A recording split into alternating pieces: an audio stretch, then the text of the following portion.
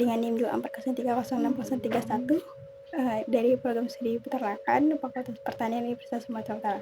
Nah, di video ini saya akan menjelaskan mengenai metabolisme lipid dengan dosen pengampu Ibu Insinyur Tati Pidyanasari SPT MP IPM.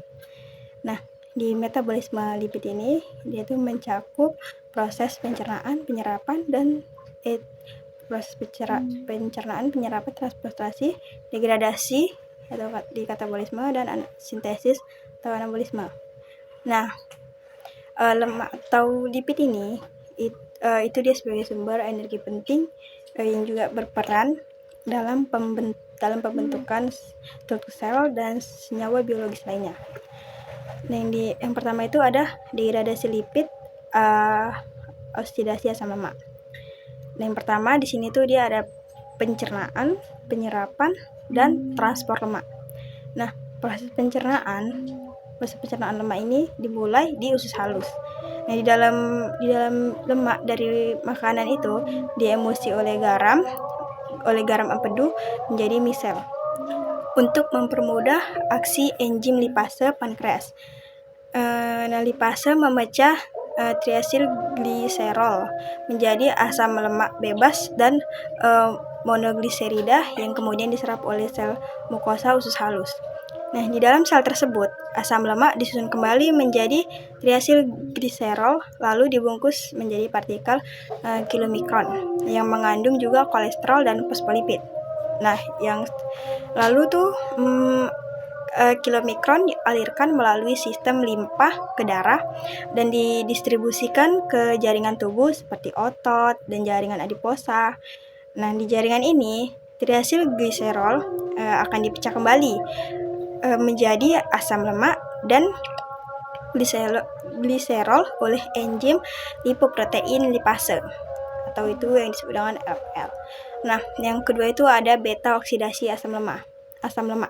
Nah, setelah berada di dalam sel, asam lemak akan diaktifasi kembali menjadi asetil-CoA dan diangkut ke dalam mitokondria menggunakan karnitin sebagai transporter. Nah, di sana itu asam lemak mengalami beta oksidasi, yaitu proses pemotongan rantai karbon dari setiap dua atomnya itu, terus dia menghasilkan asetil-CoA, FADH, NADH.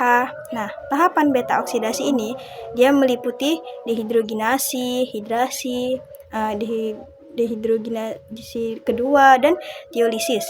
Nah, asetil-CoA yang dari hasil beta oksidasi ini masuk kembali melalui siklus Krebs untuk menghasilkan energi atau dalam kondisi kekurangan karbohidrat. Nah, di sini dia tuh akan diubah menjadi badan keton sebagai sumber energi alternatif bagi otak dan jaringan lain. Nah, yang kedua ada biosintesis lipid yang berupa itu sintesis asam lemak atau lipogenesis.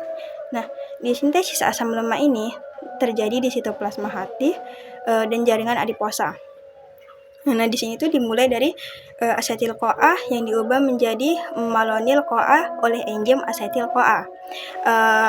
Enzim asetil-CoA karboksilase. Nah, kemudian melalui aktivitas fatty acid sintesis terjadi pemanjangan rantai karbon sehingga akan terbentuknya palmitat atau C16. Nah, proses ini membutuhkan NADPH sebagai sumber elektron dan terjadi saat kondisi energi berlebihan.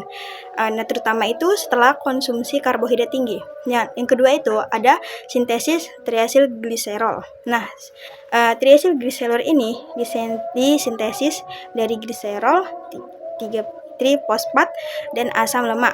Nah, di hati gliserol diperoleh dari gliserol kinase, sementara di adiposa berasal dari glukosa. Triasilgliserol yang terbentuk akan disimpan sebagai cadangan energi atau dikemas dalam VLDL untuk didistribusikan ke jaringan tubuh. Nah, yang ketiga itu ada sintesis fosfolipid. Nah, di sini tuh dia tersusun dari gliserol, 2 asam lemak, gugus fosfat, dan alkohol. Itu seperti dari kolin dan etanolamin. Nah, fosfolipid seperti fosfatidilkolin merupakan bagian penting dari membran sel yang berperan dalam fleksibilitas dan sinyal seluler. Nah, yang keempat itu ada sintesis kolesterol dan steroid. Kolesterol disintesis terutama di hati dari asetil-CoA melalui jalur mevalonat yang dikendalikan oleh enzim HMG CoA reduktase. Dan kolesterol berfungsi sebagai prostruktur hormon steroid, vitamin D, dan asam amino, serta menyusun membran sel. Obat statin bekerja dengan menghambat enzim ini untuk menurunkan kolesterol darah. Nah, itu tadi adalah metabolisme lipid yang merupakan proses penting yang di situ tuh dia banyak melibatkan organ, enzim, dan jalur metabolik serta adalah erat kaitan lainnya dengan keseimbangan energi dan kesehatan tubuh. Nah, sekian video penjelasan saya. Bila ada salah kata, mohon maaf. Terima kasih.